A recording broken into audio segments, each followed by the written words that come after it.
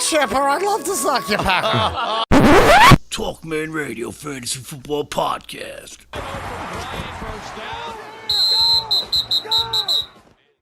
Hey, remember me? TalkMan Radio's back for the Super Bowl special.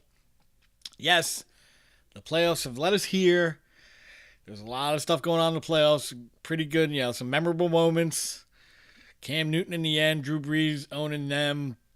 Cam couldn't do it. The Buffalo Bills made it. They got knocked. Who else made it? Vikings, they played well. That was a great game. Stephon Diggs. The Jaguars beating the Steelers. Mariota, that game. But the one common thread is they're all gone. And we're left with two teams. Now we got the Eagles and we got the Patriots. So we're going to talk about them. We're going to give picks and get ready for the show.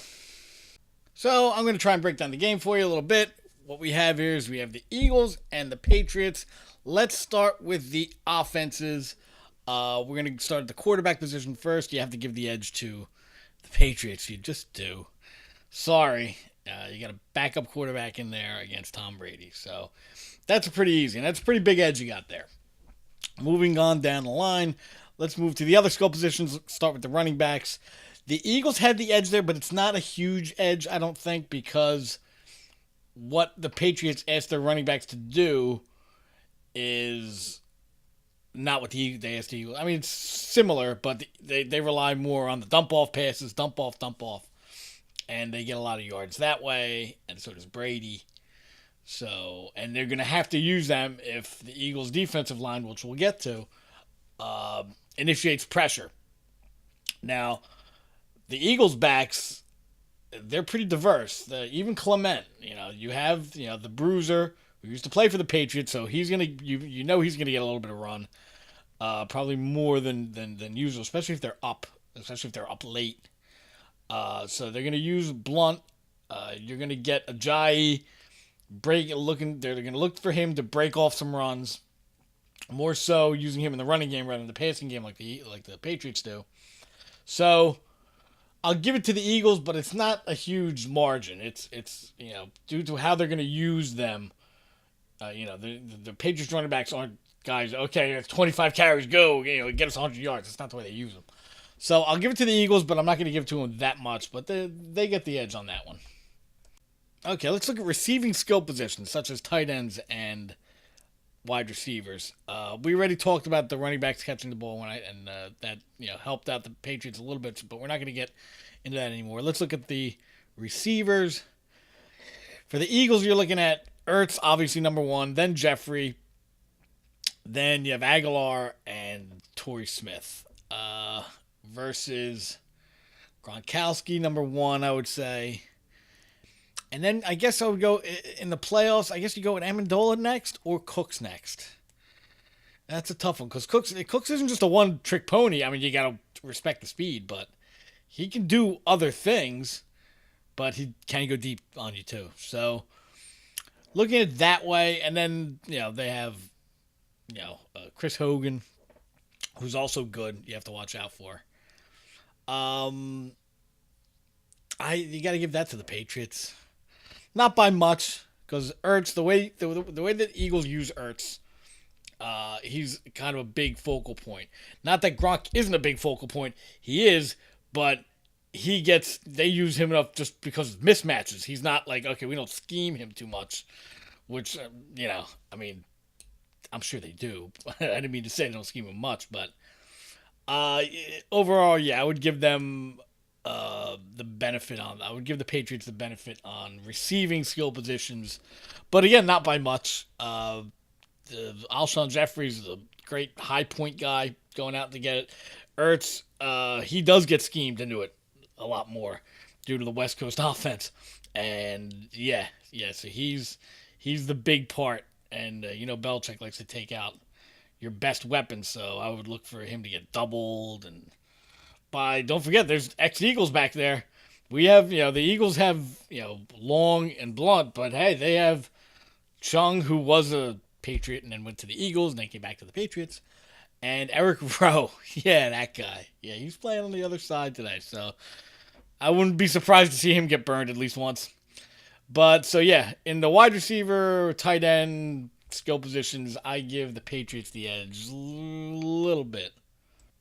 Let's look at the offensive lines. Now, the offensive line for the Patriots is good. They're always solid. So they're always going to be around the good, above average to around that area. So they're good. They're not great by any means. I think they have one Pro Bowler in there. I think Solder was a Pro Bowler. I'm not sure. But the Eagles, on the other hand, now they lost Peters, which is not great, and they put in that guy with a million letters in his name, Vitae. Now that's definitely a downgrade on that side, but I still give the Eagles the edge in terms of the offensive line, even with that. I don't want to call it a hole, but that downgrade on the left hand side. So you got to be wary of that. Belichick bringing weird kinds of pressures off the edge. But I will give the Eagles the advantage there. They have a more solid line, and they've been playing. Even though Vitae's a downgrade, at least they've been together. For when did he go down? Week 8, 9? I forget. You can comment below, tell me when he went down. But he's been playing there for a while. He's had some ups, he's had some downs.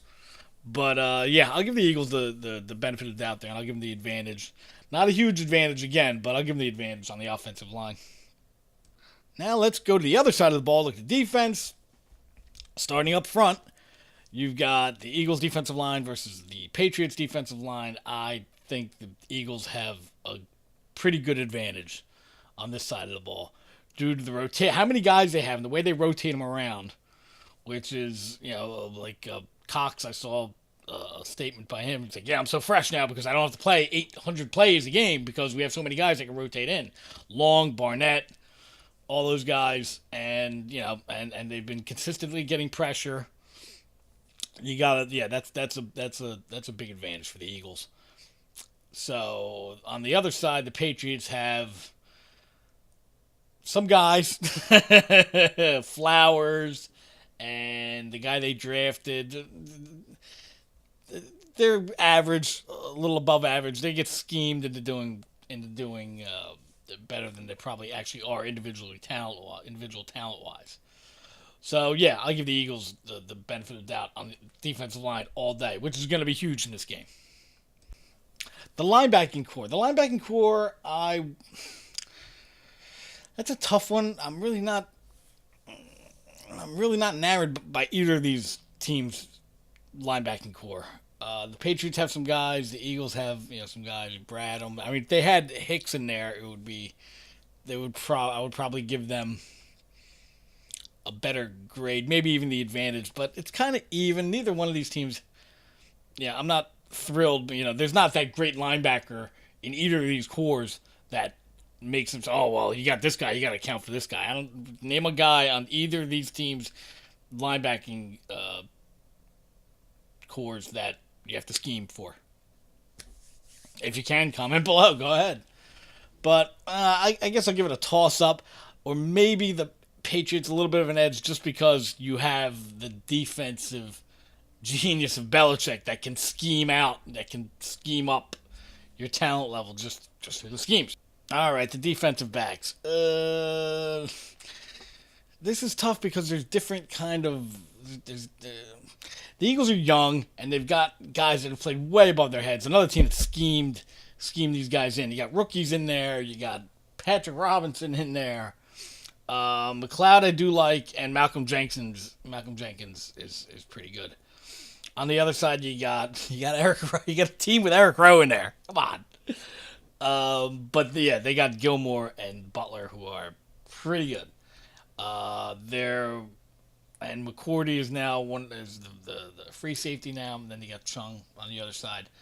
So I give the Patriots an edge a little bit here because you got multiple rookies in there.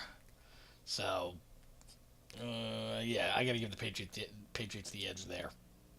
So that's what we're looking at in the defensive backfield. Coach-wise, I think there's a no-brainer. You got Belichick on the other side versus Peterson, Peterson's a pretty good coach. He was better than I thought he was. And you can see it through the game calling that he's done in the last, throughout the playoffs. Very good. But you got Belichick on the other side. It's hard to you can't give Peterson the edge here. I mean, you got to remember, Belichick was the defensive coordinator for the Giants who played against Bill Walsh.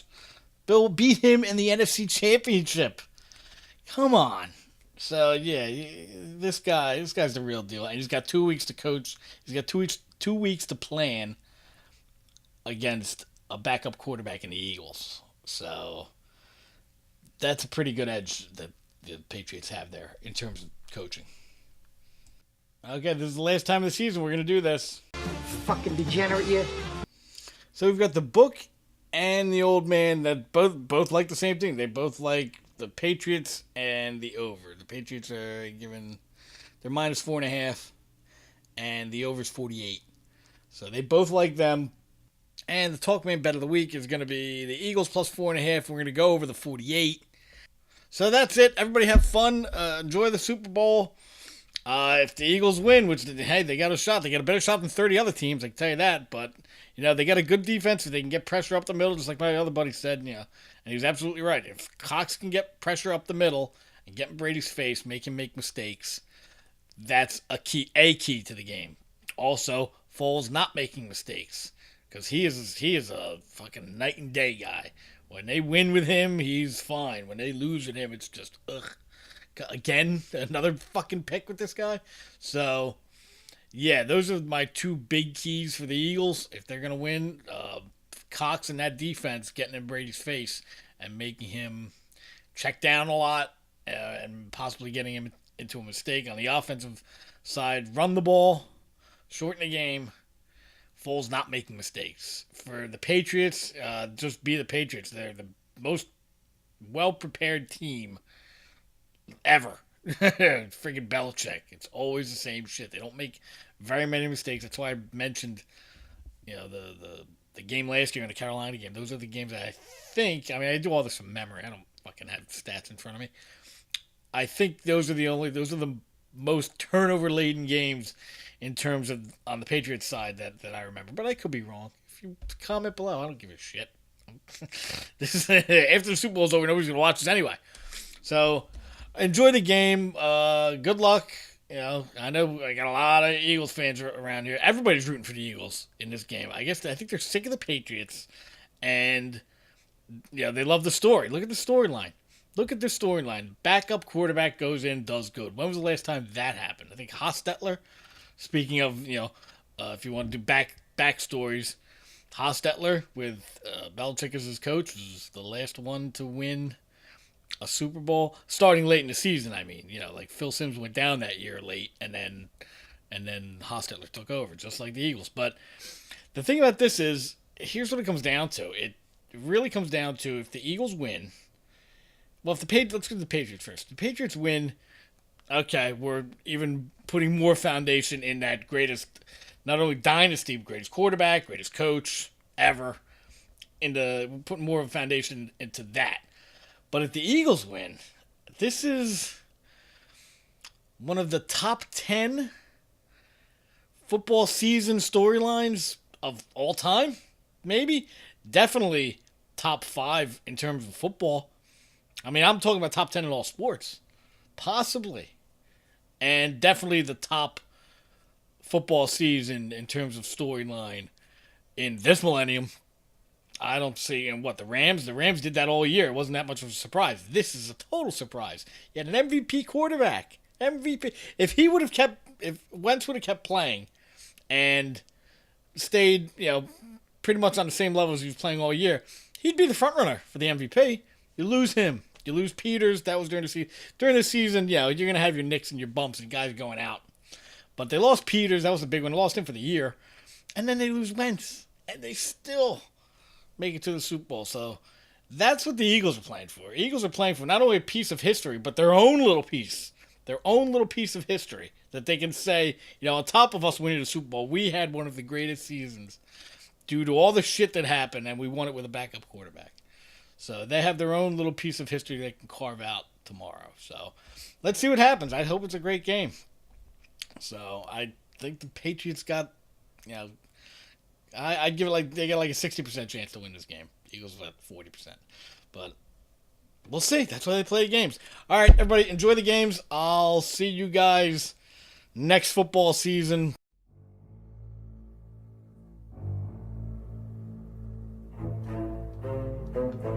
Hey, thank you for listening. Don't forget to follow TalkMan Radio on Facebook and Twitter, and kill that like button and subscribe to my channel. And don't forget, everyone's team sucks but mine.